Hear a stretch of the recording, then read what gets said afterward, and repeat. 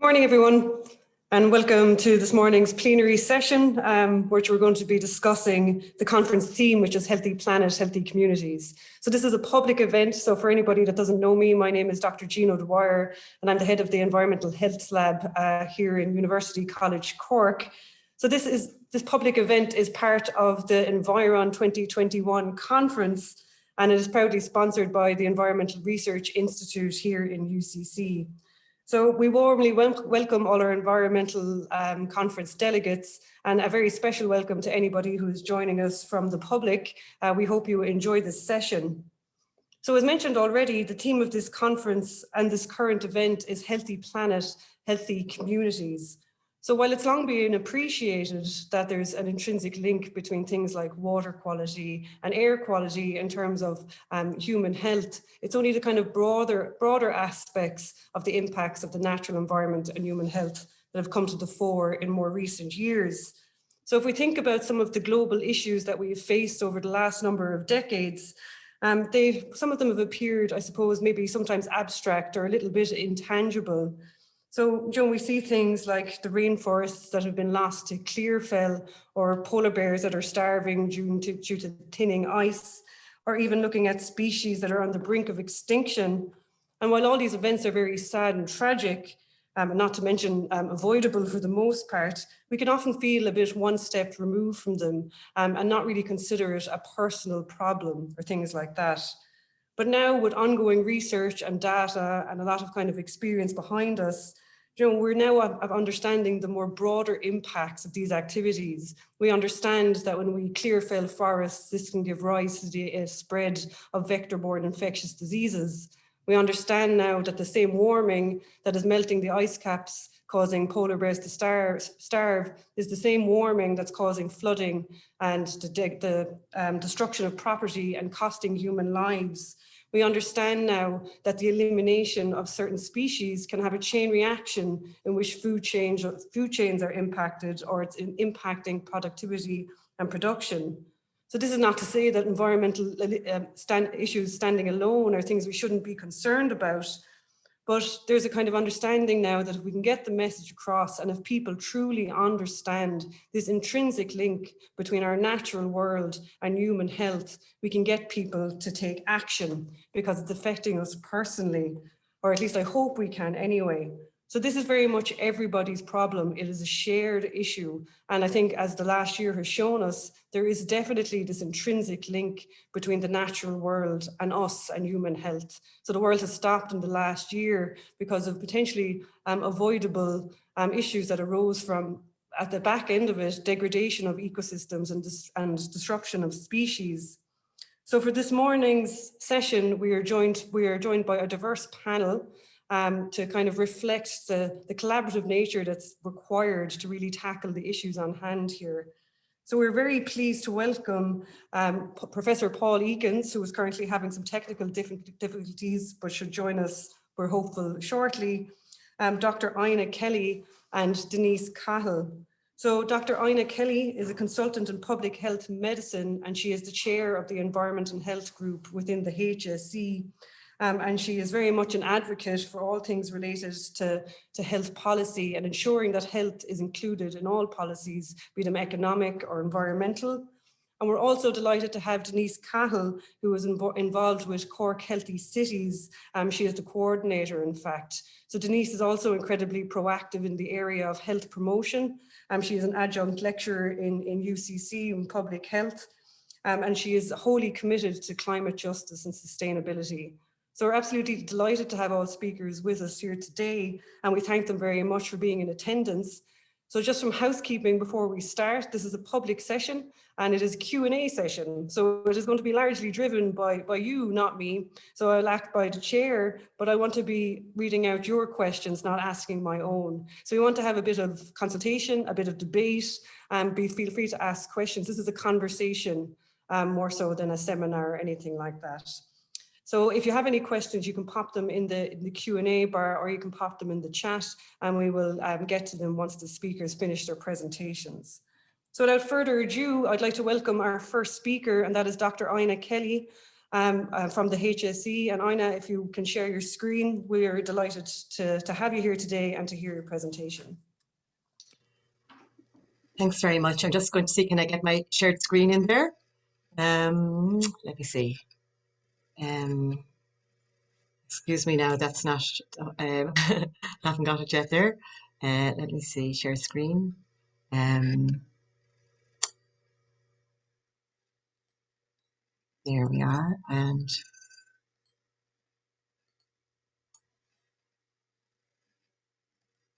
okay, is that working for you all? Thanks. Okay, I'll go ahead now. Well, thank you very much for the honour of being asked to present at this colloquium. And I'm going to present really a public health perspective because that's obviously where I'm situated.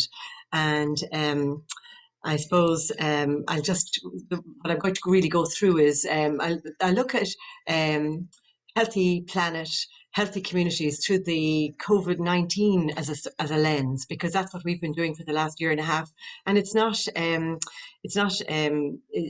very relevant to this. So I'd like to go through that a little bit and our experience in relation to this and the links between healthy planet and healthy communities with COVID-19. Also, I have, I suppose, solutions that I feel are appropriate, and I suppose the national and international health challenges that we all face. And then I have some concluding remarks and things that I think we need to be doing. My perspective really comes from the fact that I'm a statutory public health practitioner. I suppose I work as a medical officer of health and under laws that are there to protect us all. And they're not just laws for protection, they're also to help improve health and to even for health services improvement, but particularly health protection. And in the last year, that very much was involved in investigation and control of COVID-19. Other activities we were involved in is epidemiology, which is looking at distribution and causes of all diseases, really, including the health impacts of climate change and I suppose any planet-related health impacts.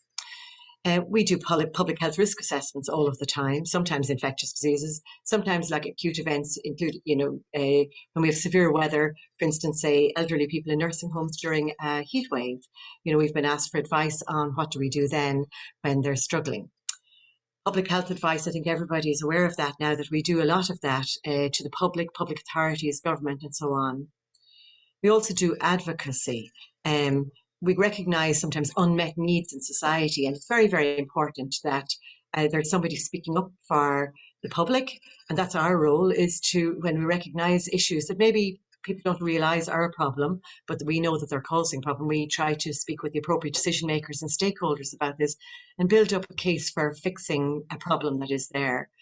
And then I suppose outside of the statutory functions, we have policy making role really in influencing better public health wherever that may be, and we often make submissions. I'm on the Environment and Health Group, the Public Health Med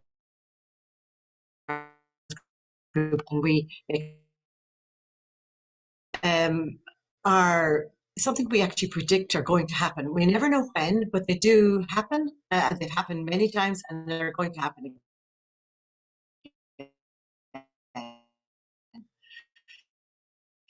And most of the recent pandemics that we've had, HIV, AIDS, are, I suppose, pathogens or organisms, they're serious infectious organisms that are the reservoir is in other animals. They're often viral diseases, and they often originate in wildlife. And they usually are driven to come into the human population by ecological, behavioural and socioeconomic changes. And that's often demographic pressures and land use pressures as well. And they push humans and, say, wildlife that haven't been in contact with each other before. Often these wildlife will have viruses that humans have never had any experience of before. And the changes in the way we operate and mix with say, exotic animals and so on, or just wildlife can push the viruses into the human population. And while they don't naturally spread, and initially they may mutate and become then a human infection as well. Climate extremes can, again, put stressors, like they can stressors on the zoonotic pressure for a new organism to get into the human population. And the climate extremes can they do this through increased frequency and intensity of fires and droughts and floods and famines and migration of people as well. And that's something we see an awful lot of now in the last I suppose a few decades. We're starting to see increasing migration, and it's probably partially climate related. We see a lot of climate change and COVID-19 links. There's calls, I suppose, there's some of the COVID-19 is likely to have originated in wildlife. That's what we expect to be found, because that's what happens. That doesn't mean that it definitely happened in this particular case, but it's what we would normally expect anyway. And we would expect that the effects of climate change are pushing humans closer to the animals that are a risk for starting a new pandemic. The effect, potentially, we may have had some beneficial effects, but also some negative effects on climate change. I think we've had maybe a lot of unsustainable practices in the last year and a half or so. We've all seen the way PPE is being dumped on the side of the road and so on as well. And, and the damage that can be caused maybe particularly through some of our behaviours. But we also have reduced our maybe. I'd say I put the word co-traveller there. Really, I think the two of them are linked more, that they're interlinked with each other. It's not really cause, not really effect.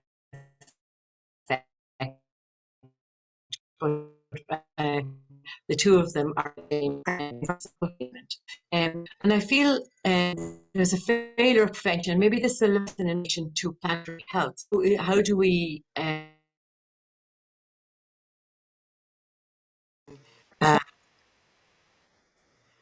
sorry, just disturbed there by that. When we failed in preventing a pandemic in the first place, because it is actually a preventable event. Your slides have unshared there. Sorry? Your slides have unshared, if you just want to share them again. Okay, I'll do that. Okay. Sorry about that. No problem. Thank you very much. Trying to get into the minimized. Apologies for this now. This is what always happens. You're almost guaranteed it, it's fine. Yeah, sorry about that now. Again, we can prevent pandemics through regulation of agriculture and food practices, through trying to prevent us, sharing of viruses, exotic viruses, the ones that we're not familiar with and that our humans haven't been exposed to before, and regulation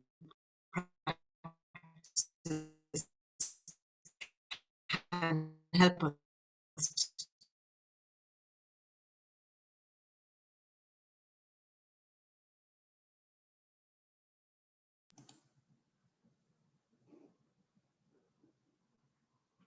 We've kind of lost you a bit there, Ina, so you might stop your camera and that might help the bandwidth.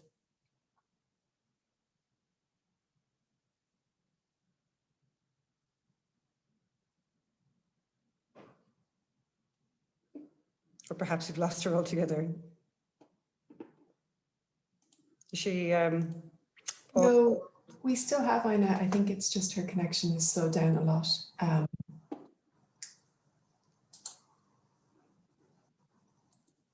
We can. Oh no, we've lost. No, and now I'm afraid we've lost her. Her back. That's okay. The show goes on. Okay, so in the interim, sorry, Denise. Now you're being put on under pressure. But while we're waiting for Ina to reconnect, and I suppose we got a gist of. Oh, here she is back. I am so sorry. No, it's fine. Okay, I've got to share it yet again, I think. Would that be right?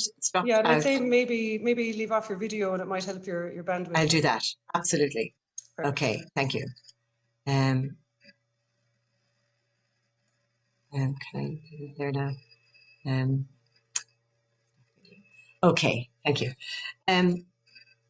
So failure of preparedness then is something I think we've all been, back to the second V, prevention. Early detection and control is terribly important.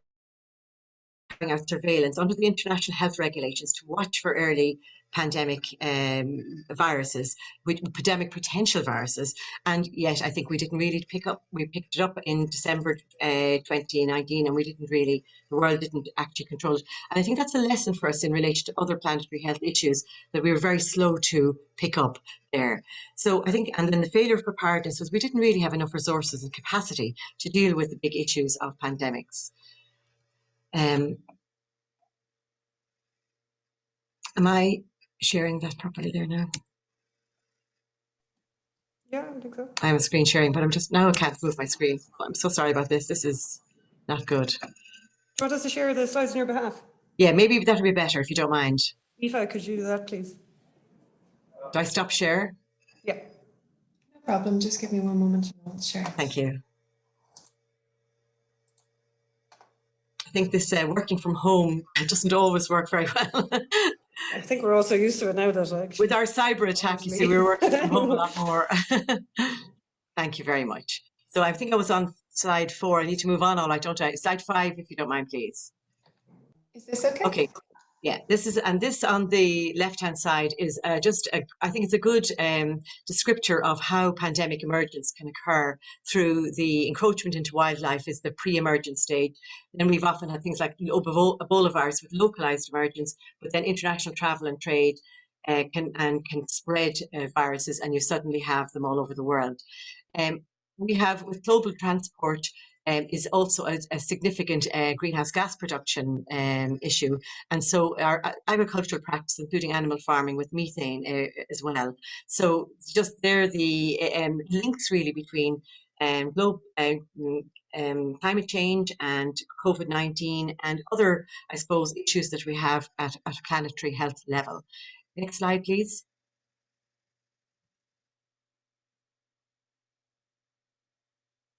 Thank you. Okay, so I suppose we all noticed with international travel, we had great, very speedy spread of infection, the first wave of COVID-19 in early 2020.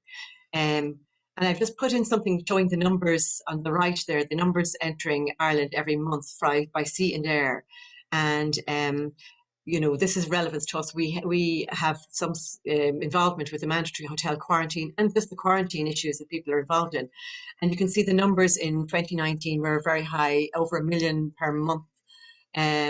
Whereas it's reduced massively by, I think, 1 overseas traveller for every 24 pre-pandemic is what the CSO are saying about Ireland at the moment. So that's a huge change. Now, that's obviously very serious for the global transport industry, air industry and so on. But I suppose from a COVID-19 perspective, we see huge risks still with variants of concern coming in through international travel. And if we're trying to get out of the pandemic, we have these big tensions really, and we see temporary migration, people coming and going from countries where there are VOC risks as well. I think we had maybe an unsustainable way of life prior to COVID-19. But our expectations prior to that, what normal life was, I wonder, have they changed a bit? I think we are reduced commuting, remote working is more particular. I think we saw better air quality, especially in wave 1 when we had very severe restrictions and people were delighted with the better air quality. I'm not sure if that's continued though, I don't think so. And I think we might have a greater appreciation of nature. We also were very aware of the invisible exploitation. It became much more visible to us in public health.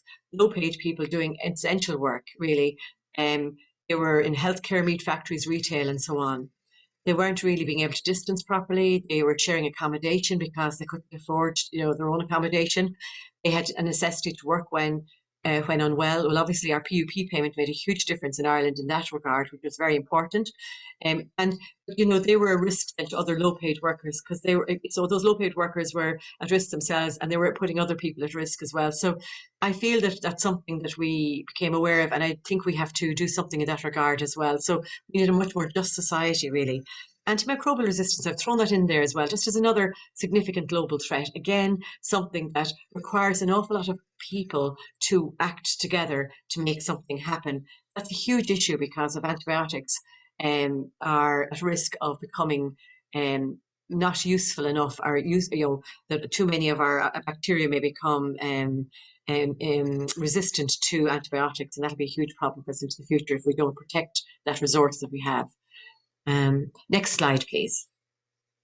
Okay, just a few basic needs I think were emphasized during COVID-19. So in some ways we saw the importance of air quality, indoor and outdoor. I think we saw, some of us I think saw that the air was cleaner, and I think a lot of cities noticed in wave one, when severe restrictions were in place, what the reductions in transport could do for our city and make the air cleaner.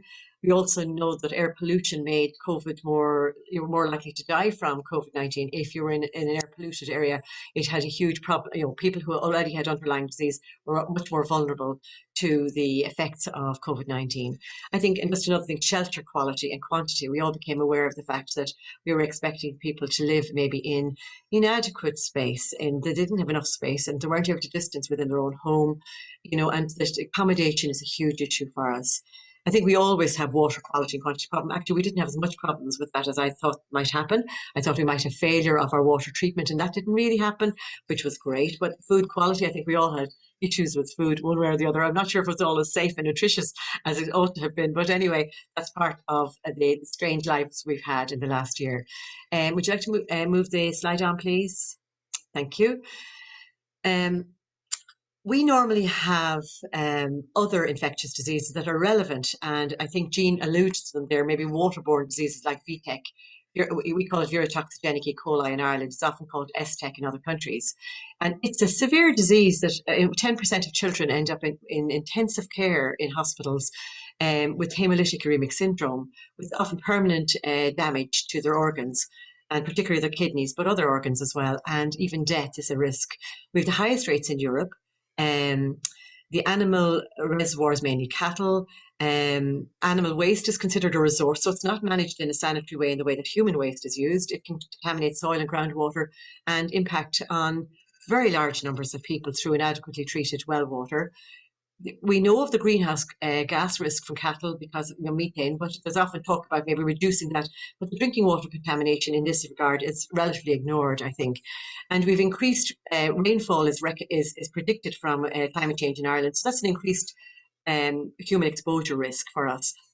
Vector-borne disease, as just were mentioned as well, we have increasing vector-borne disease in Southern Europe now, and these are likely to move north with warmer climate. So we did have malaria in Ireland back in the 1850s when with soldiers returning from the Crimean War, and so it can happen again that we can start having return of vector-borne diseases to Ireland.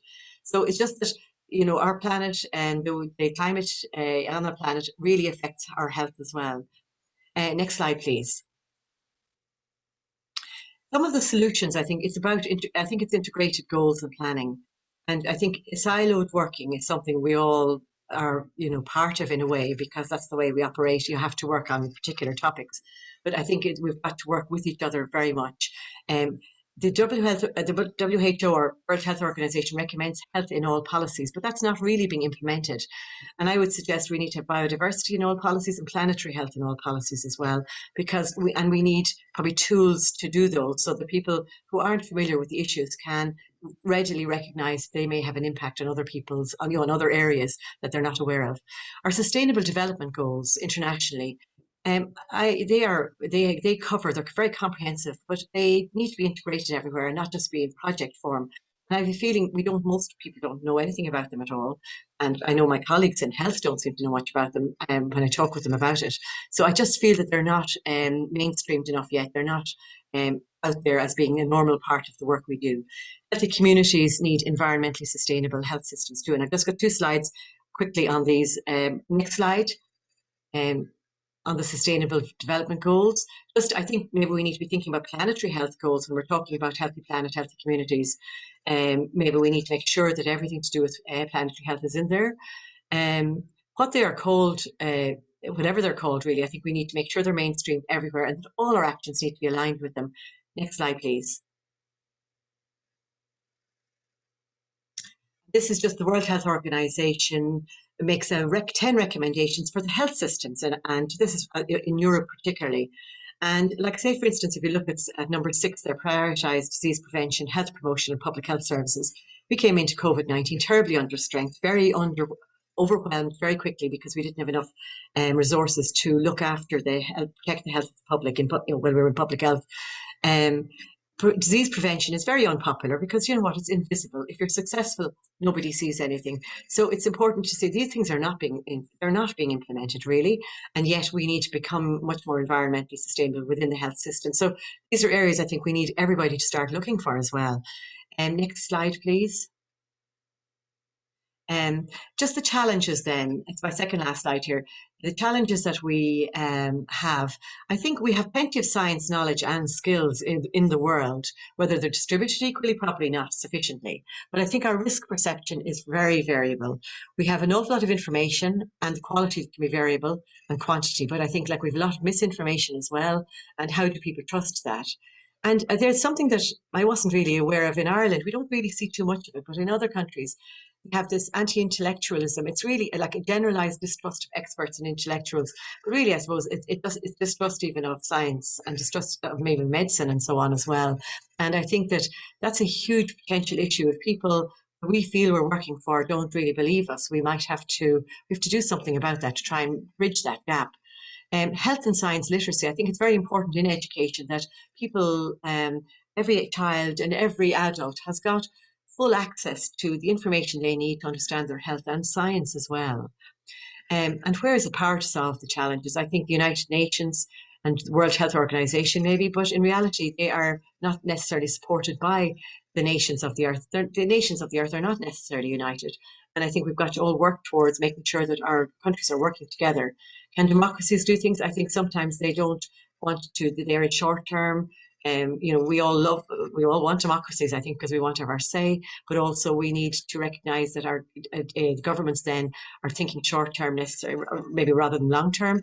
Authoritarian governments probably don't, I'm not sure what their motives will be, but they probably have the power to fix things, but they might not choose to do so. Corporations have huge power. Their duty is to make money for their shareholders, not necessarily anything else. So that we have to think about that. And for our citizens ourselves, you know, we all have a say in all of this. And I think maybe how we can affect the power to solve the challenges is something that we need to think about. Next slide, last slide. Okay, so just my conclusions really on how we get to healthy planet and healthy communities. I think we've got to build shared vision and goals for a healthy planet and healthy communities. I think we've got to think about what do we need. I think we've got to try and build, now this is for maybe the science people and the medical people or the health people, build trust in science and healthcare, including through transparent ethical actions, that we need to be clear that we are doing things for the purpose of the public. Visible duty of care and our motives. We need to be careful not to have conflicts of interest or at least be transparent about it if we have conflicts, which sometimes people have. I think leadership then in just transition is something that needs to come from us, that the public need to see that we're fighting for them, and just resilience as well, and that we are fighting for those goals. We need to recognise the urgency and assign priority at all levels, and build tools to help align all these actions with goals, because people don't always see the impact of how things are interlinked. And I think I find is that we need to aim for light, not heat. And what I mean by that is heat can be very, adversarial, sucking up energy. Most of us don't have enough time to fix problems if we're spending our time fighting among ourselves or fighting with others. So I think we need to aim for enlightenment and avoid the adversarial stuff if we can, support each other and work together. So thank you very much for your attention, and I apologise for the little drop-offs we had there. Thank you so much, Ina. No problem at all. That was a really enlightening presentation. And I hope people were thinking of questions as Ina was speaking. I won't do questions now. We'll wait till the end so we can start a bit of a discussion. But at the moment, we've just been joined by Professor Paul Ekins, who's going to be our next speaker. So you're very welcome, Paul, to this morning's session. Just to give you a bit of background, so Paul is a Professor of Resources and Environmental Policy in University College London, and he is here, I suppose, to give the way we have went about this is we wanted somebody from the health service, somebody from kind of the citizen side or citizen engagement front, which is Denise Cottle, and now we have an academic perspective from Professor Ekins. So he's a leading academic in the area of resource efficiency, and is both passionate, both I suppose scientifically and personally, in achieving environmentally sustainable economy.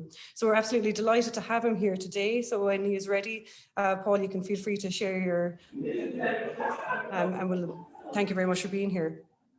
Well, thank you very much, Jean. I'm very happy to be here. I'm sorry I was a little late for reasons beyond my control. And I'm also in a public place, so it may be a little noisy, but I think you're probably going to be able to pick up my voice. And Yes. I will indeed share my screen now so that we can make the presentation.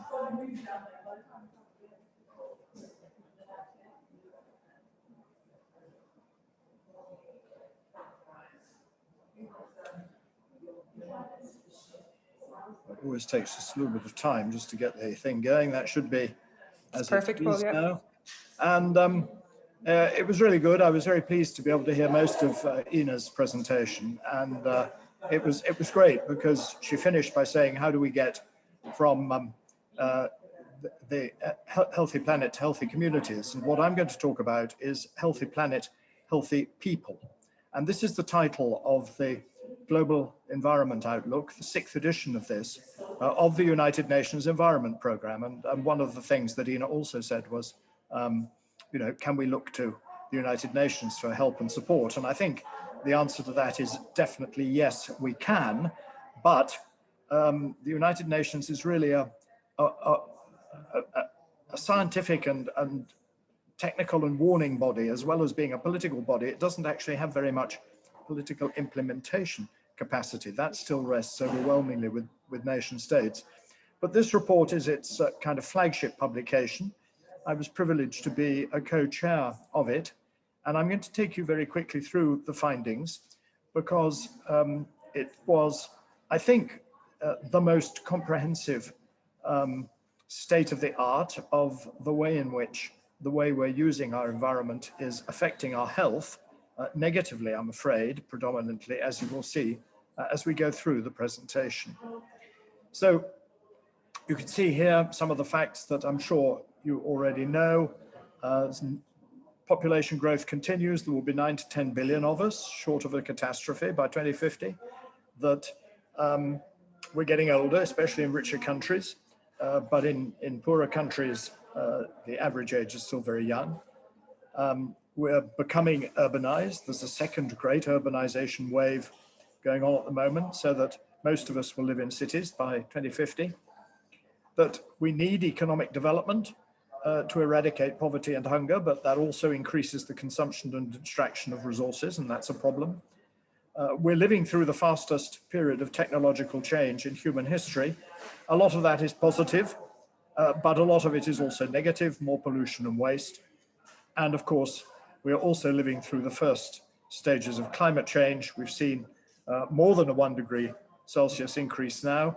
It was 1 degree in 2019. It's now more or less 1.2, I think, in the most recent calculation. So you can see it's rising fast. And that will have inevitable environmental effects, which will have inevitable impacts on human societies.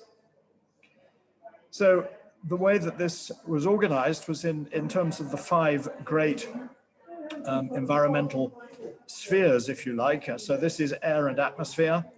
I've been fascinated at the way in which COVID has really caught the public imagination and the public health imagination, and we've really buttoned down on it in terms of lockdowns and everything in different countries.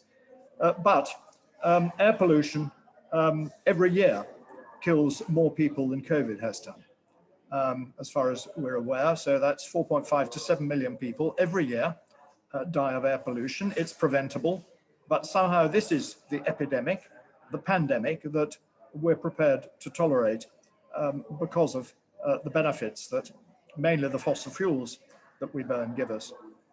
Greenhouse gases, obviously, if we were to reduce greenhouse gases, especially from the energy system, that would reduce air pollution, and that would produce enormous health benefits. There's a number of modeling studies that show that actually the health benefits from reducing greenhouse gases could be double the cost of the climate policies to actually reduce them in the first place because of reduced air pollution.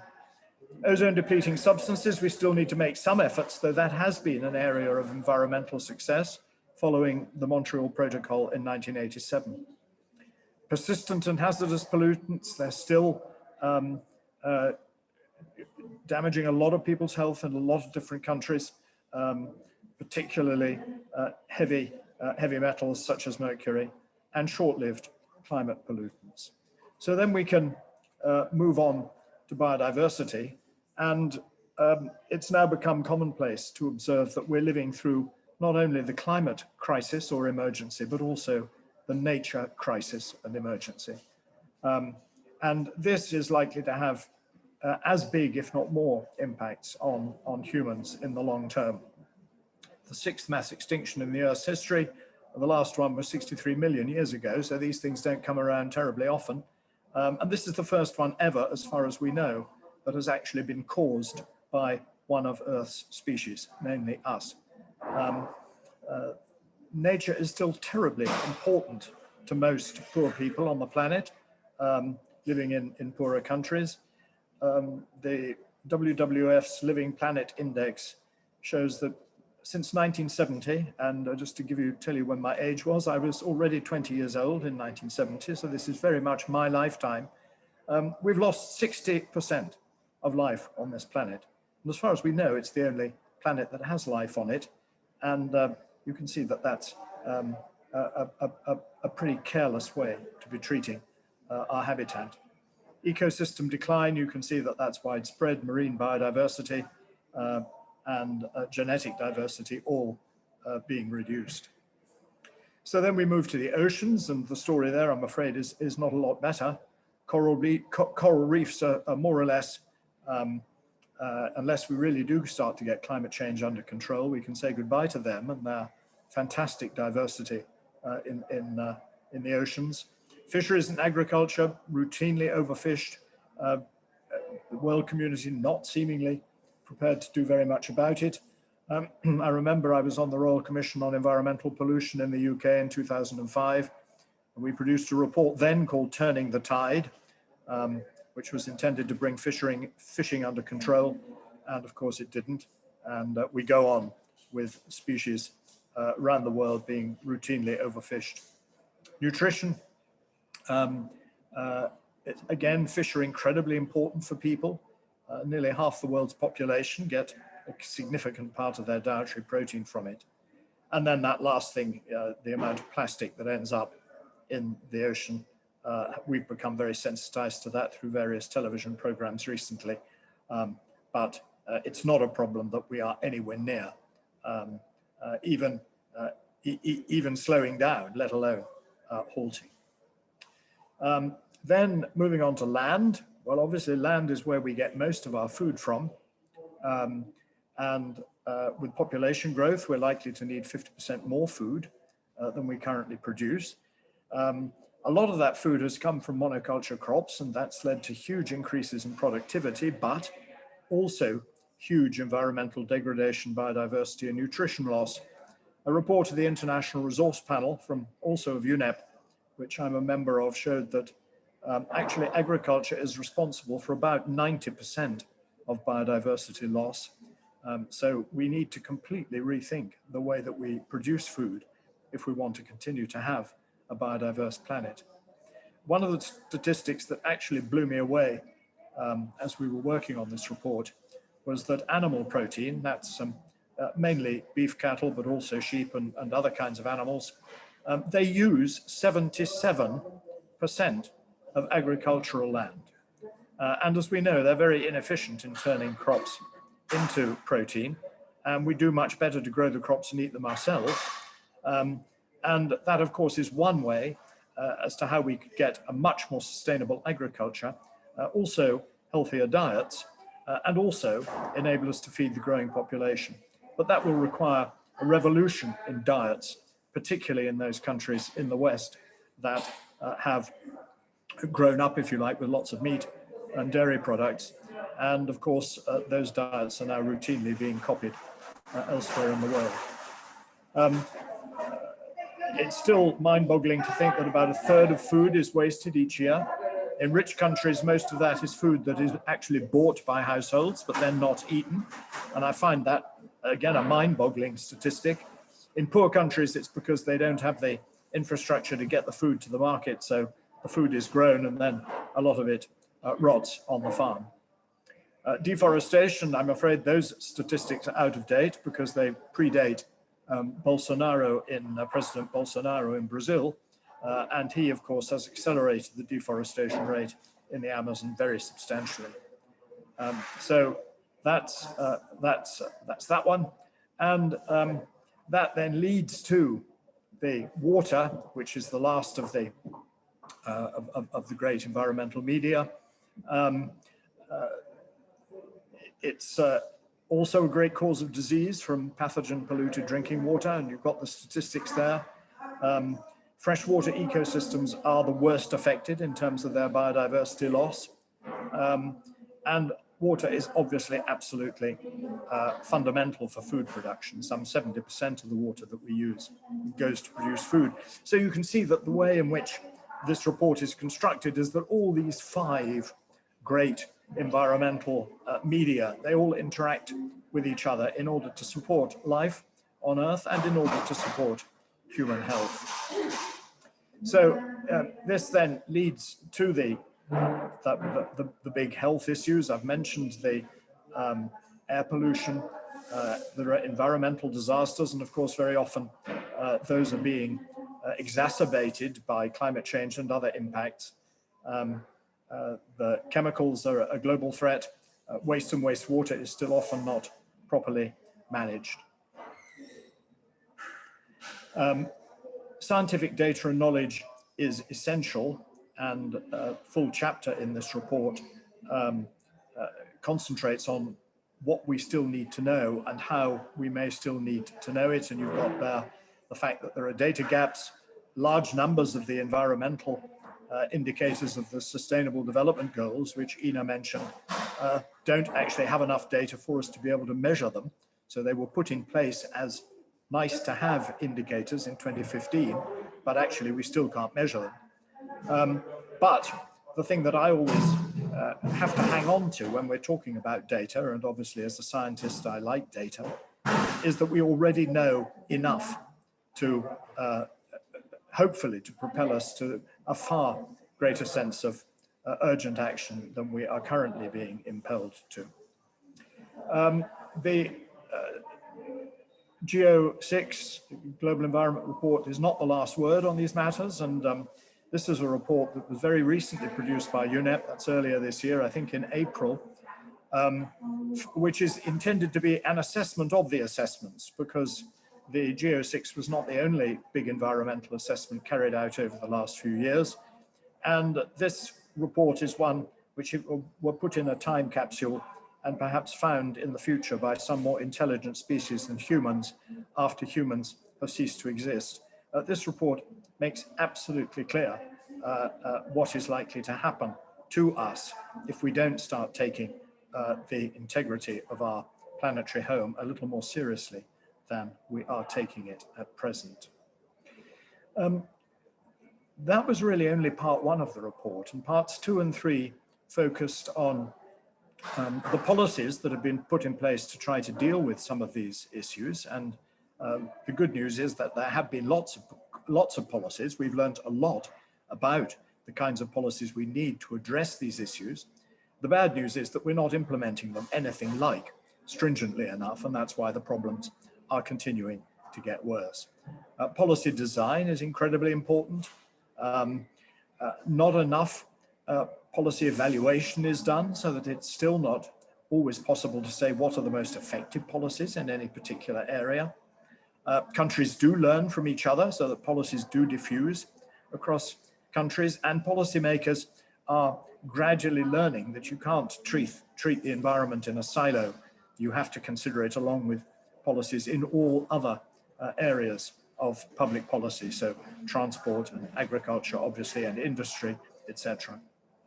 And we need systemic approaches that will lead to transformative change. And I think that's the most difficult recommendation really from this report, is that our politics is not set up for transformative change. Politicians find it really difficult to deal with. Citizens don't like it because it's disruptive. We're prepared to put up with it when we've got a crisis as obvious as COVID, but so far the crises of climate and nature have not led us to rethink the systems on an adequate scale. So if we look at where this is all taking us, it certainly isn't taking us to meet the Sustainable Development Goals. If you look at that little picture on the right, you can see that there are a few arrows going up.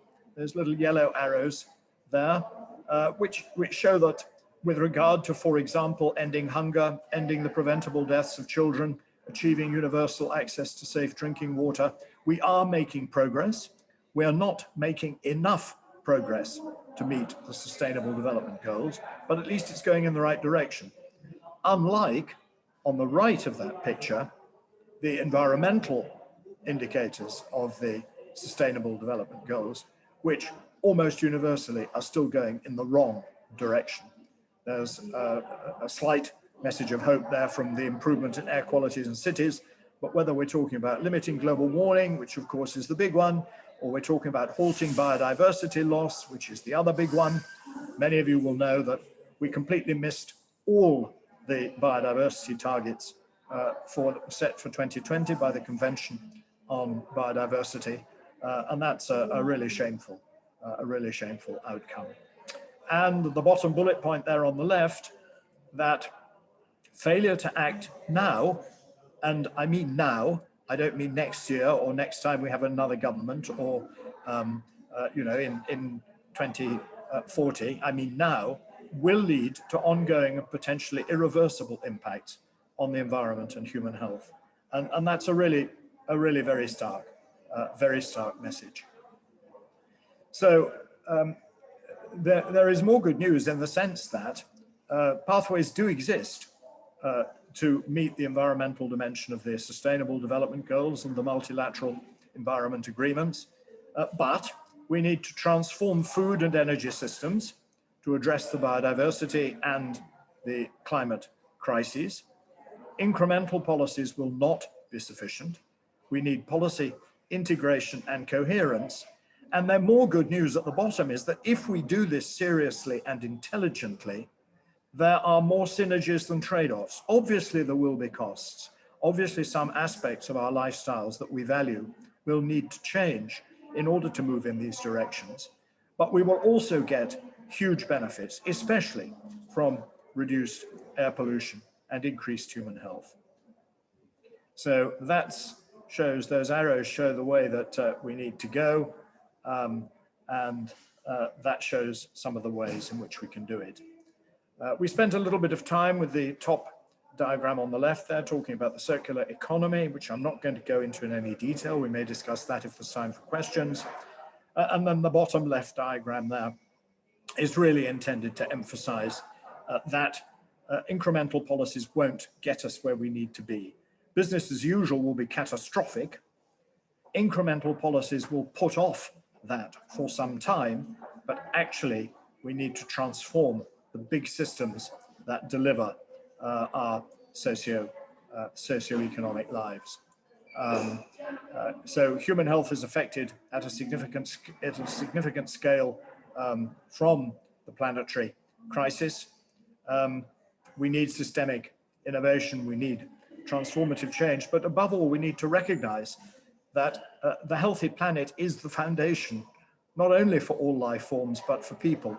I'm quite interested in the language that is sometimes used when we're talking about these issues, that people talk about saving the planet. From my perspective, kind of the planet's okay. The planet's got another couple of billion years while the sun shines to evolve more intelligent life forms if it needs to. What we're really talking about is saving human civilization. And that also seems to me to be a worthy objective, but we'd better get our act together and start taking that seriously, much more seriously than we've done to date.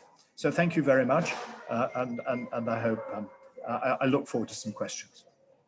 Thank you so much, Professor Erkins. So that was brilliant. I really enjoyed there how you ended on a bit of a hopeful message. I think that one of the pitfalls of environment and health science is that we spend a lot of time telling people that how bad things will be if we don't change, rather than saying how good things could be if we do change. But more on that later. We'll also come back to the whole concept of transformative change and just how difficult that is to achieve, especially from a political perspective. So thank you so much for joining us, even though you had some difficulties in doing so. It's very much appreciated. And our last speaker we're delighted to have is Denise Cahill, who is the coordinator of Cork Healthy Cities. So Denise, in your own time when you're ready, thank you very much for being here, and off you go. Thanks, Jean. So I'm just going to talk about the low level and local level actions that we're attempting to undertake here in Cork City. So I'm the Cork Healthy Cities coordinator. Cork's a WHO Healthy City since 2012, and I'm just going to talk about our perspective on health and climate change and environmental sustainability. So what is public health? Aina has already given a very eloquent presentation around the role of public health and the challenges of public health. And I suppose what I would just like to explain is in terms of health promotion and healthy cities, it's a public health perspective that we take. And the best way I have of describing that is that, you know, the health service and doctors in general and health professionals work downstream, and they're we'll say pulling people out of the river that might be, you know, drowning, and that's just and I suppose a way of describing how they work in a crisis at a crisis level. But public health works upstream. So the best way to describe this is that if, you know, a medical student was to be walking out of UCC this afternoon and walking down the street in Cork City and see somebody drowning, they'll jump in and they'll rescue them and they'll resuscitate them and they'll deal with them. And then maybe another person would come down and another, and they're dealing with them on an ongoing basis. They're dealing with the fallout. But in public health and health promotion, what we're doing is we're looking upstream and we're seeing what's going on upstream, that people are coming down the river and what's causing this to happen. So our work is maybe up there on the bridge where people are falling in to the river and what's causing that. We're thinking about, you know, gathering maybe somebody to stop people from crossing over the bridge, looking at community projects to get the information out that there's a difficulty, that people are falling in, working with engineers to fix the bridge if that's the problem, working with the Gardaí to close off the bridge. So it's that multi-agency upstream approach that I was learning about when I was in college studying health promotion. That's the approach that we attempt to take in public health and in healthy cities. It's upstream and it's about prevention. We've had many presentations this morning, and Paul has very eloquently outlined, you know, the interconnectedness between the planet and human health. And certainly, you know, it resonates with me, that statement that, you know, we're talking about the survival of the planet, but actually it's the survival of the human race. We're interconnected. We are part of planetary health. We're part of the planet as such, and there's huge issues for us. It's a huge interconnectedness. In terms of Cork City, which is the role that I play in my job, so I'm employed by the HSE, by the health service, but a lot of my job is outside of the health service. It's that upstream analogy that I explained there earlier. I work upstream with agencies outside of the health service, and I work at an interagency collaborative level. And the key health issues that we have here in Cork, you know, we do a city profile every 4 years as part of our designation. The key health issues that we see emerging are social exclusion and health inequality across the city, looking at different pockets of the city that have, you know, different health outcomes, social determinants of health.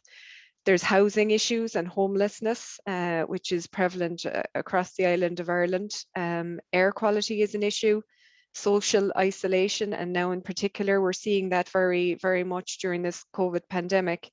Mental health and disconnectedness. And I know people are asking there about the connection with nature and the impact on mental health. Absolutely.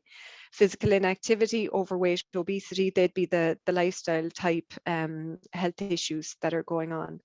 And then when you look at how we've designed our city and the urban design issues, there's the dominance of the car in our city, there's limited green spaces, there's, you know, loads of car spaces in our city centre, which impact on, I suppose, movement around the city and enjoyment of the city centre. There's concerns from business, so there's that economic battle of, you know, businesses need investment, but, you know, what impact does that have on health and on the environment?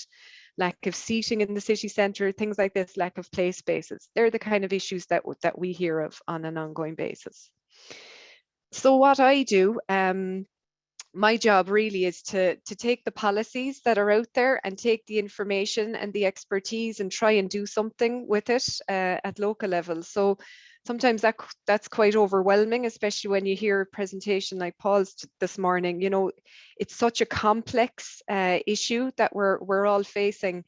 I get quite overwhelmed, to be quite honest with you, now and again by it, because it's absolutely massive for, you know, a mere mortal like me on the ground to think, okay, what can we actually do in practice?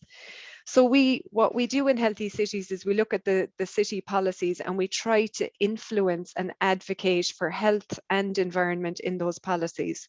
And we also try to translate, when they are inputted into these policies, delivery of action on the ground, meaningful action and not just tokenistic action.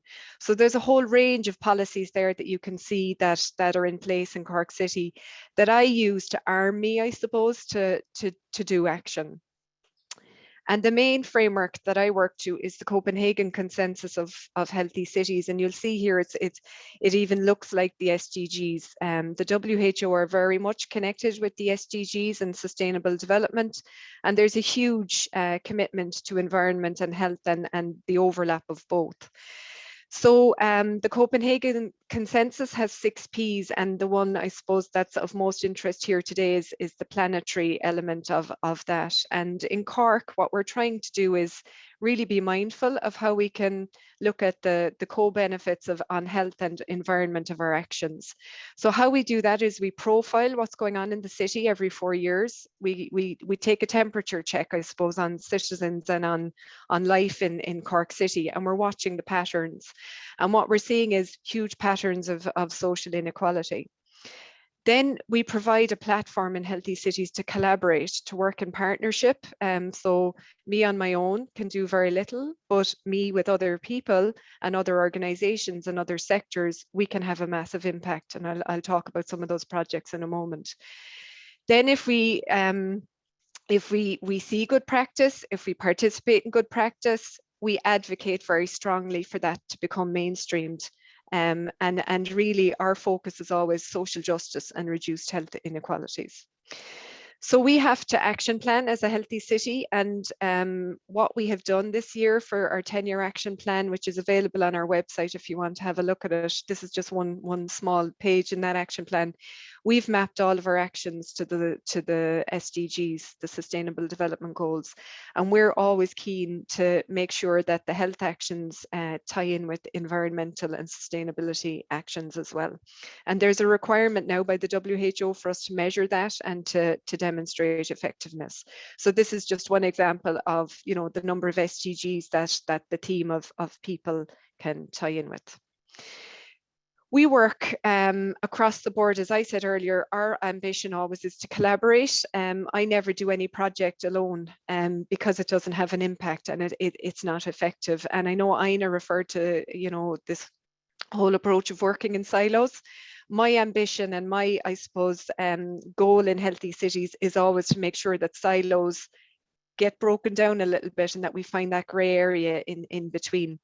And that's really all about finding a common language. And there's a whole expertise, I suppose, required in that interagency conversation. And what I think is really interesting is that, you know, many of us in public services and in agencies across the city, there's an expectation on us to work at interagency level, but we're not trained to do that very well. If we all think back on our qualifications and how we've trained, none of us actually, I think we've done a literature search on this, get specific interagency skill development. And I think that's something that we should really be thinking about if we're hoping to work in this way. And that's a means of breaking down silos, in my opinion. So this is an approach we took. This started a number of years ago in Cork. It was called the EcoWell approach, and it was before the SDGs. So we were quite progressive in our thinking, and it came from an academic in Australia in terms of this approach of breaking down silos and a sustainable approach, and we call it the EcoWell approach. So it's about economy, ecology, community, well-being and lifelong learning. That's the anagram. And really, it's about bringing the environment, education, economics, and health together into a holistic approach. And really, it's about the cross-fertilization of ideas and reframing our perspectives. And that EcoWell approach has been really beneficial to me, because that's where I learned about how I can have an impact in terms of environmental sustainability, and how healthy cities as a movement can have that impact. Because by working together, we have that Medici effect, you know, where innovation comes from that diverse perspective and culture.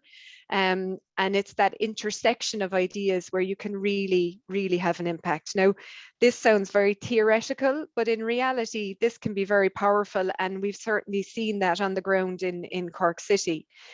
We took this approach in 2019.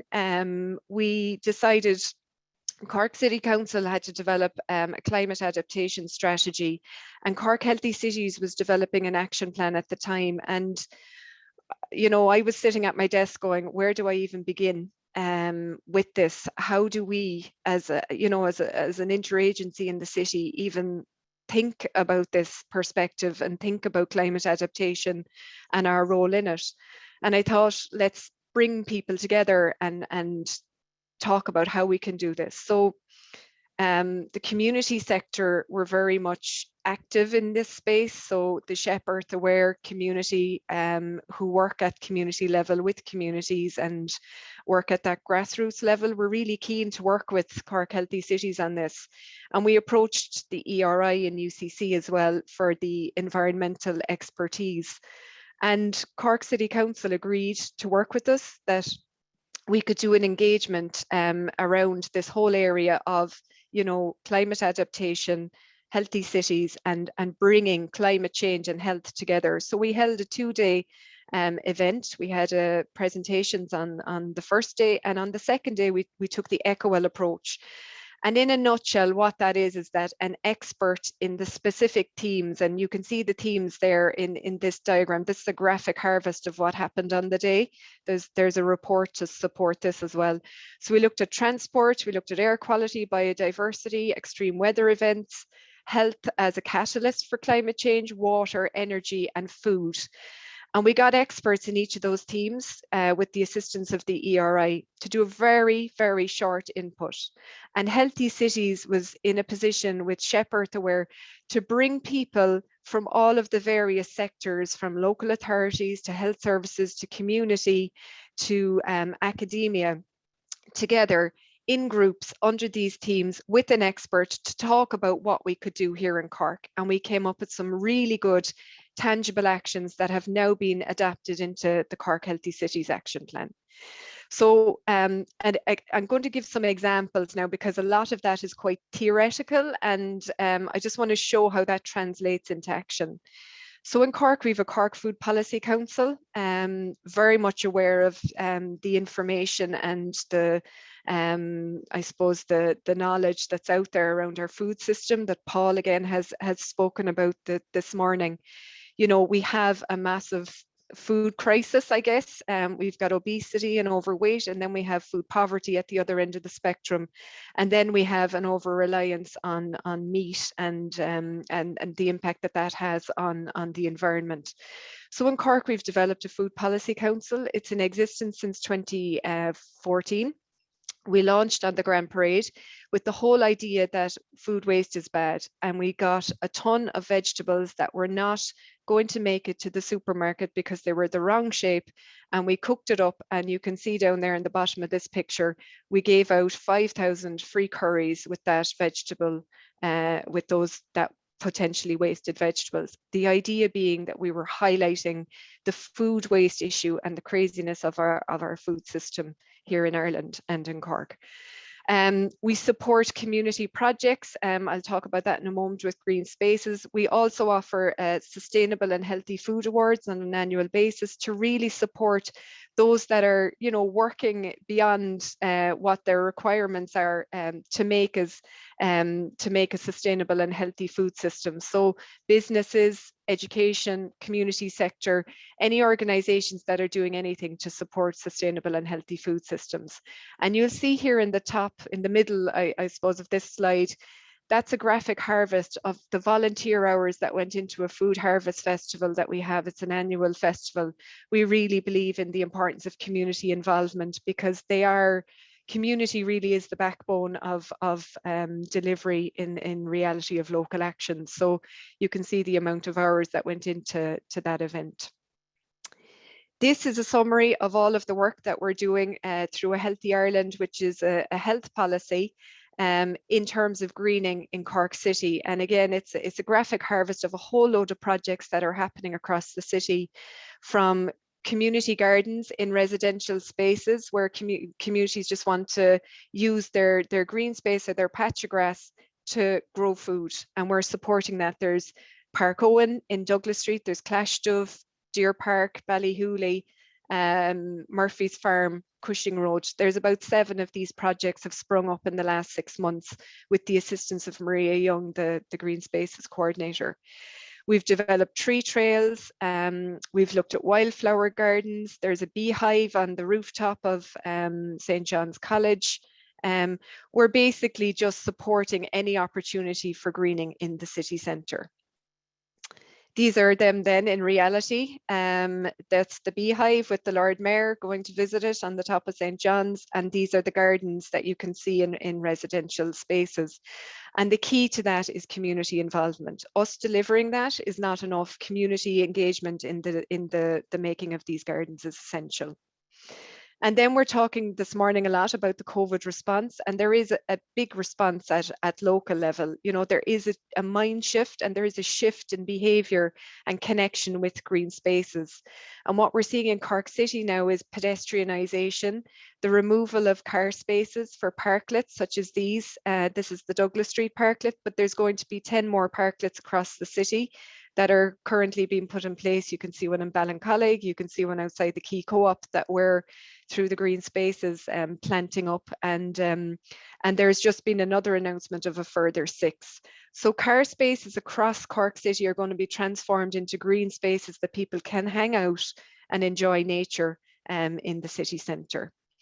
And then a tool that we've really embraced in the last 6 months is the whole area of placemaking, and I suppose appreciation of space. So basically turning space into a place and making it, I suppose, attractive, making it enjoyable for individuals. We've used play to do that, but we've also used greening for that. So this is the tree trail on the recently pedestrianised marina in Cork City.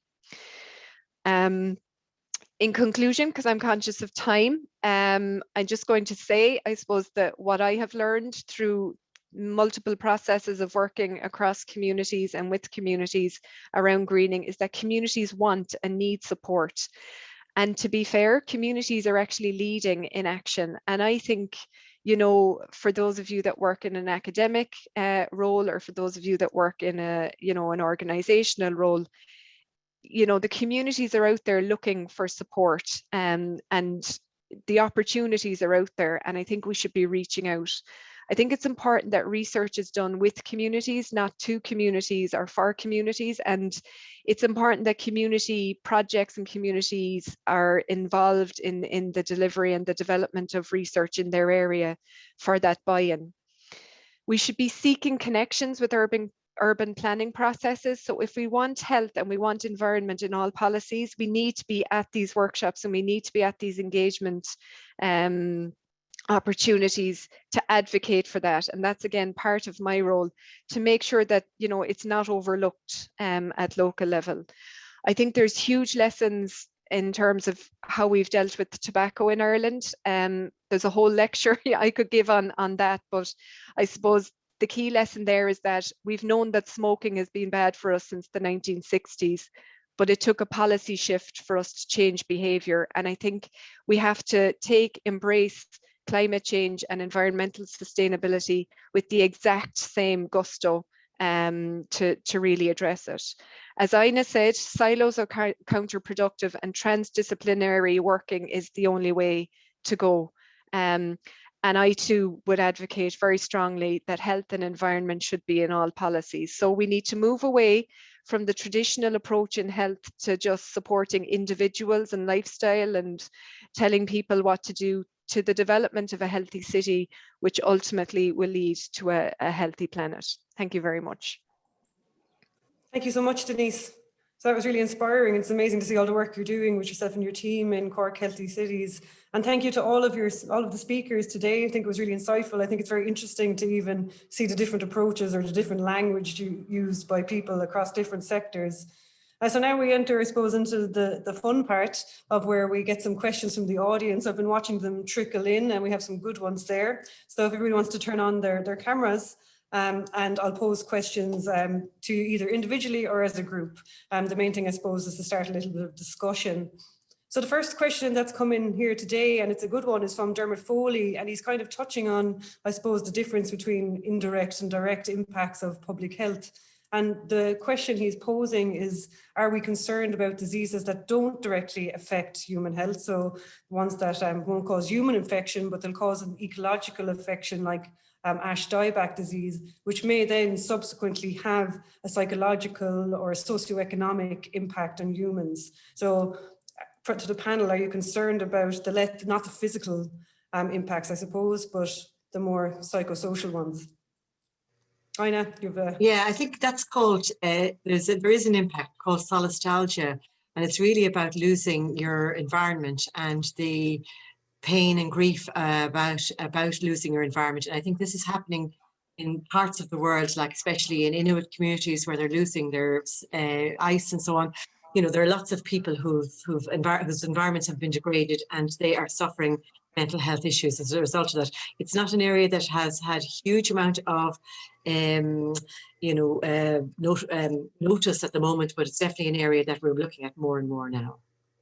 That's true. So that's correct.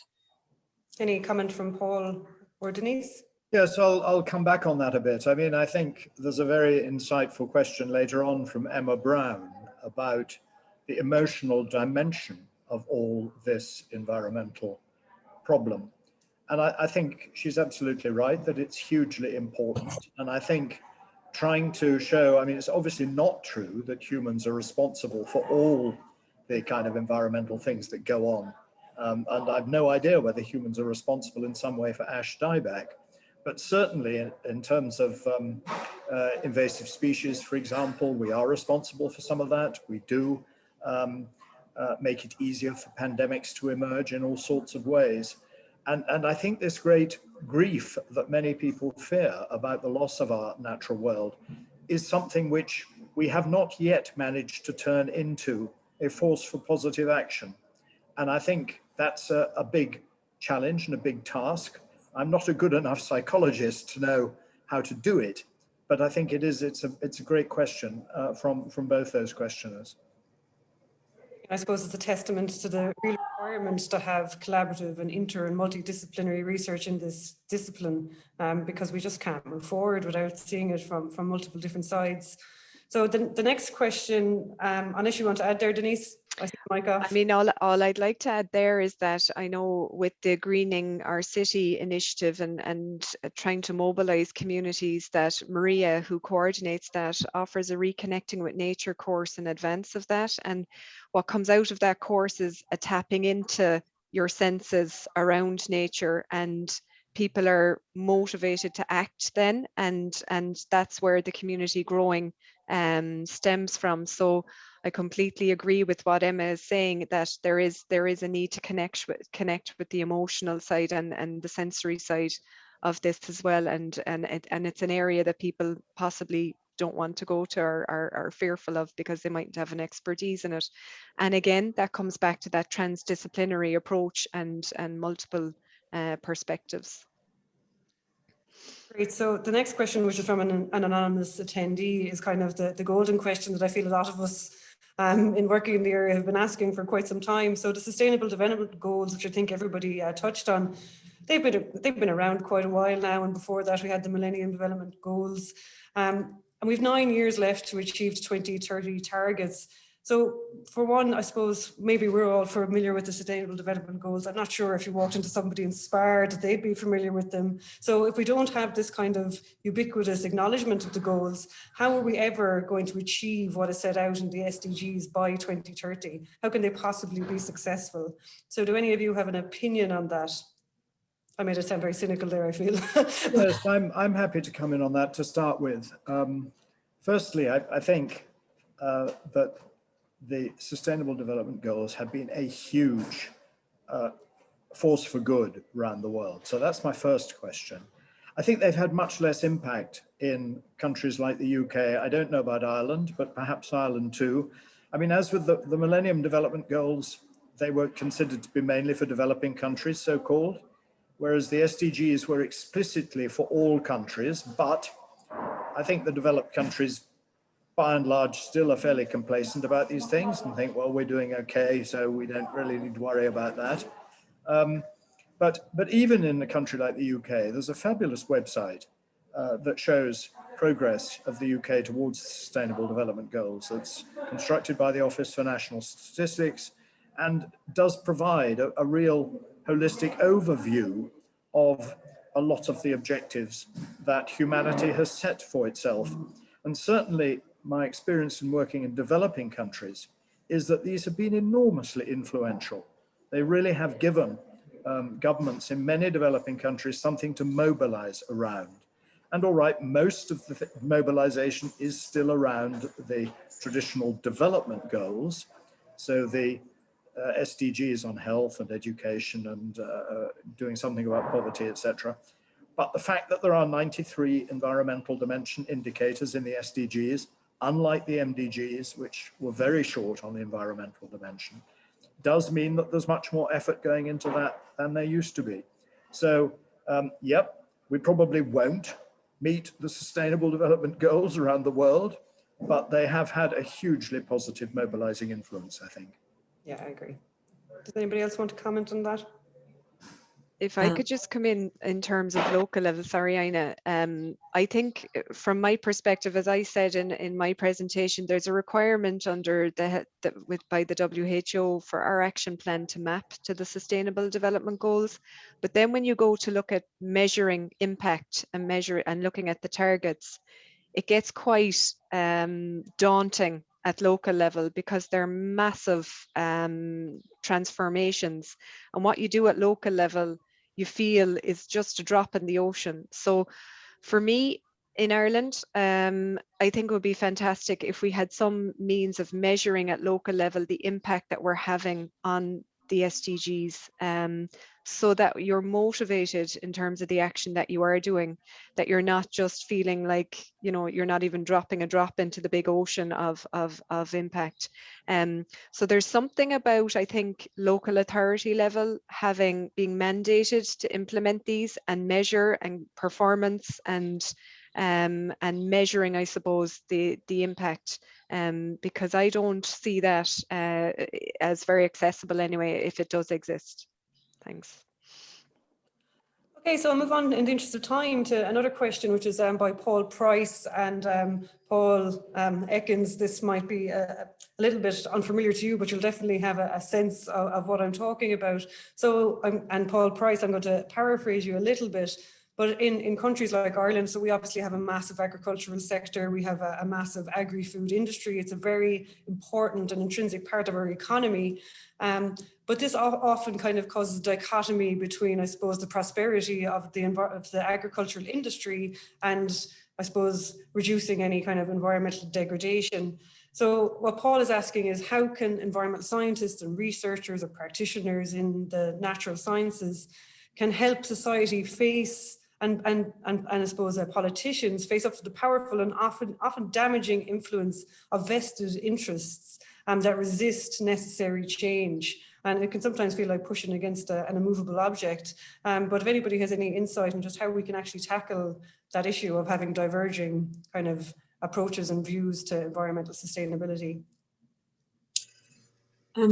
Maybe I'd say something about that. Yeah, I would be very much in this space of worrying about our water quality, say, for instance, in Ireland, in relation to our environment, our environment. And I understand, talk with farmers about this. I think farmers, for instance, say, if we're talking about agriculture, are happy to work in any area in which, as far as I can see, that they will get a living, making a good living from it. So I don't think they're tied to any particular form of agriculture. I think it's the agriculture that is the national policy is what they're encouraged to do. And I think that's where they obviously are concerned about that they won't have a living, and that's their big issue. So in a way, I think we have to try and, I suppose maybe we're not, those of us who are concerned about this maybe aren't working together closely enough to build the case for change, but also then the alternatives and what they would look like and how good they would be. I mean, this is the just transition we're talking about in some ways as well, because the vested interests are small numbers of people. It's all the other people who have that interest as well. Well, I mean, it's a real interest, I suppose. What is a vested interest versus an actual, a very legitimate interest, really, which is a way of life and having a living. So I think we're going to have to imagine new ways of doing things and align all our activities. And I think this is the issue. I think is time is short, and we have to try and do this very actively, and we need to coordinate together quickly, because these years are going by quickly enough in which there is limited enough happening. Marvelous things can happen, but in small amounts. So what we really need is big. If it's transformative change, as Paul, completely agree with him about this. But how do we do it without causing, horrendous anger and horrendous sadness and all of that? And I think it's about working together towards a much better solutions. And I think the science is there to help with that, but it's very siloed at the moment, and we're not really working closely enough together. Like back to the SDGs, we don't see the SDGs in health at all. Yeah. I don't know why they're not really there. They're sort of mentioned occasionally, but they're not part of our work at all. And I think that's the problem, that we are working in silos, even though we know we shouldn't be doing it. Yeah. And I think a very, very quick and easy way of doing this would be a citizens' assembly around food. I think we badly need one in Ireland, and that'll open up the discussion and allow people to really tease out the key issues. We haven't had one, and I think it's time for one. Great. Right, so another question is from somebody, I imagine, who was at our keynote address last night, and if anybody was here, they probably felt the same way I did afterwards, quite empowered. And it's towards the speakers, if any of you are engaging or maybe intend to engage with the whole kind of concept of the donut economy. We've been offering a Greening Our City series in Cork for the last 6 months. It's a webinar series on a monthly basis. It's a collaboration between the ERI, Shepherd Aware, Cork Environmental Forum and Healthy Cities with Cork Chamber, which is the business sector here in Cork. And the idea of it is to look at different things that are going on in this whole space and that interagency again. And we were focusing on the donut actually last month. And we were delighted that Kate Raworth did the input last night. So there's an appetite out there for sure for something at local level. And I think the presentation, we were having a discussion earlier, the presentation last night just demonstrated how it's very tangible. The term donut economics, I think, can be quite intimidating because it's not really about economics, as we were discussing earlier. It's actually about action at local level, and it's actually about looking at what you can do in cities and in communities. So I think there's an appetite out there for sure in Cork in this, and there is a bit of a movement in Ireland. So if people are interested, I'd be delighted to hear from them anyway. And perhaps I could just jump in on that, because I'm a great enthusiast of donut economics as well. That's Kate Raworth. And I saw that question come up, and not everybody may know what it is. So I've just found it on a slide, and I'll just share that with you so that you can see. We had Kate as a keynote speaker last night, Paul. Oh, right. Okay. So everyone will have seen the slide, then that's fine. So you know what that's all about. Yeah, I think it's enormously important. And I think as was said, it's enormously important because of its local focus. And I find listening to Kate is incredibly inspiring because she brings it all right down to earth. Yeah. And I mean, obviously Cork's making a lot of progress, and I love the thought of London becoming the Cork of England. We're busy fighting all sorts of battles here that Denise seems probably to have fought, to do with low traffic neighborhoods, to do with cycling schemes, to do with more green space and less intrusive and damaging commercial activities in green space, and really trying to achieve many of the things that it seems in a slightly smaller city like Cork perhaps are easier to achieve, because you can generate the community wherewithal. And I mean, I would say that although I spend a lot of my time thinking about the planetary environmental problems, all environmental solutions are local. Every single one is a local environmental solution. And I mean, it's therefore terribly inspiring when you listen to people like Denise who are actually doing it on the ground. Thank you. Okay, so I'm conscious of the time, so I'm just going to finish up with one question, which is low-hanging fruit, I imagine, to the group I have here with me. But Bob Wilson is kind of getting at a point that I was making in the opening of this, is that, you know, there's so many environmental problems. People have their own kind of agendas. Everybody will always, we're inherently selfish. We're people, we're human beings. And we've obviously been shouting this environmental message for a very long time now, and we have seen some successes, but we haven't seen the level of success that is required. And what Bob is kind of framing here is that you think the environmental message would be more effective if it was framed in the context of human health. I know from my perspective, I think it would be, but I'd be interested to hear yours. Or do you think that we just we'd say that message so much then that would also start falling on deaf ears? I'd say something maybe, I think that it definitely can make a difference. People are interested in their health. I suppose people do realize their health is their wealth in a way. But the only thing, of course, is linking the environmental effects with health. And they are, I suppose recently enough now, I know Paul was talking about the air quality, and that has started to get a little bit of attention in Ireland in the last few years, because we consider we have over 1,000 deaths per year related to air pollution, and we wouldn't have the worst air pollution in the world by a long way, And I think that once you start talking about that, you do start seeing some of the benefits then of actual environmental improvement and change, and protecting and improving our environment and making it better for the future.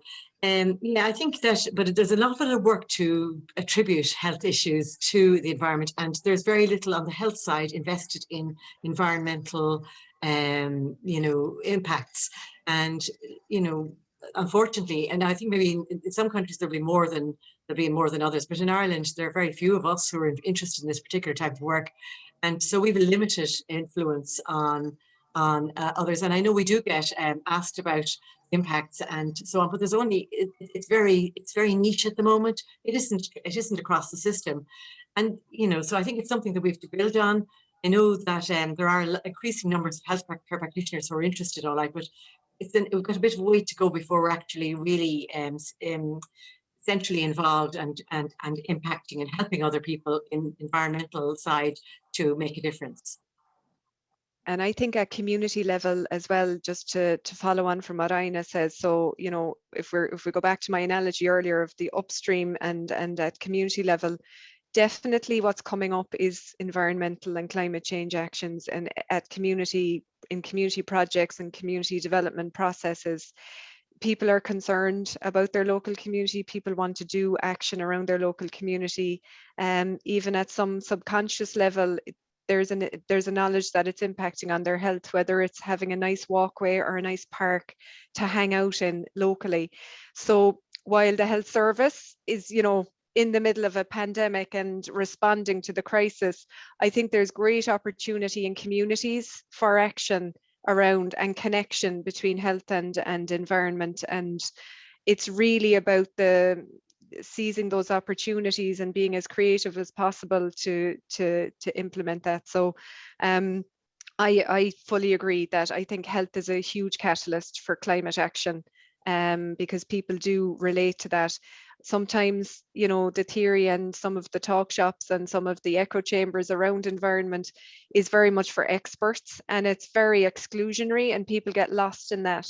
Whereas if we can flip that around a little bit and get the researchers and the experts out into communities listening, I think that's really important. I think it's really important that we're hearing what's going on in communities, and we're not dictating or telling communities what they need. We made that mistake in health before around tobacco. We told people that tobacco was bad for them, but it's the movement at community level and the policy that made the shift. So I think that's important. Thanks, Denise. Paul, any final comments? Yeah, I mean, I think it is a huge challenge. And obviously, I mean, Denise has mentioned the tobacco industry twice, and there have been some questions here about how do we counter some of the movements against some of these issues. And clearly, we don't have the time that it's taken to counter tobacco. I mean, tobacco has been on the agenda for 50 years. And it seems extraordinary to me that you know, it was only 10 years ago, I guess, that you were taking flights with people smoking all around you and all that kind of stuff. So, I mean, there has been an acceleration, but we need to move much, much more quickly on these environmental stuff now. I mean, this really is the key decade. And I think we just have to find ways of bringing people with us. I was fascinated with the agricultural discussion because obviously that's important in both Ireland and the UK. And I mean, there are real things that can be done there. I mean, we have to recognize that if we want farmers to produce public goods, biodiversity and clean water and all those kinds of things, they'll have to be paid for it. And that means that consumers will probably have to pay more for their products. Their products will be healthier and their products will do us more good. And I don't know anyone who says that everyone has to give up meat and dairy altogether, but we'll probably have to pay more for them. And the farmers will have to get a living as much from being real stewards of the countryside as of being providers of food, although that's obviously an absolutely crucial function for them. And I think that is such a mental shift in how we regard farming, agriculture, and all that kind of thing, that these things normally take a long time, and bringing that about quickly is not going to be easy. No, it certainly won't. I actually ran a little breakout session yesterday with people asking them to identify the key environmental challenges facing Ireland over the next decade. And I thought they'd all say climate change. But one of the main ones that came out was engaging people. So I think we've actually kind of shifted a little bit now. We know the problems and now we're getting down to the nitty gritty of how do we actually get there. Okay, so with that, sorry I didn't get to everybody's questions, but on behalf of the Environment Research Institute and UCC and Environ, the current conference, just want to thank the three of you for your time today and your expertise and your insight. It's been a fascinating debate, rocky start, but we got there in the end. Yeah. And I'd also like to thank all the people in attendance and for asking questions. I hope you all enjoyed it. And with that, I'll officially close the session. So thank you very much and enjoy. Thank you. Thank you very much. Thank you.